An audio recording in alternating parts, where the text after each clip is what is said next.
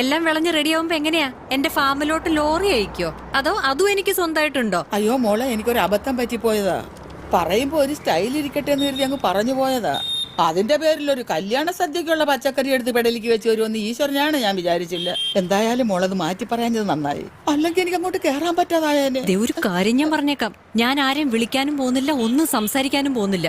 അവനവൻ കുഴിച്ച കുഴികള് അവനവൻ തന്നെ അങ്ങ് മൂടിയാ മതി. അയ്യോ, ഇനിയിപ്പൊ ഞാൻ എന്തോന്ന് അവിടെ ചെന്ന് പറയും? ഭൂകമ്പത്തിലെ ഫാം രണ്ടായിട്ട് പിളർന്നു പോയിന്ന് പറ. അല്ലെങ്കിൽ പിന്നെ നമ്പൂതിരി പറഞ്ഞ പോലെ പരിഗണിച്ചാ പോരെ? എന്ത്? അല്ല, പരിഗണിച്ചാ പച്ചക്കറികൾ തഴച്ചു വളരുമെന്നല്ലേ അങ്ങേര് പറഞ്ഞത്? പരാഗണം എന്താന്ന് വല്ല നിശ്ചയുണ്ടോ? ഇല്ല. എന്നാലേ എനിക്കും നിശ്ചയില്ല. അങ്ങോട്ട് പിടിക്ക. മോളുവാ, ഇതിന് പറ്റിയ ഒരാൾ എന്റെ കയ്യിലുണ്ട്.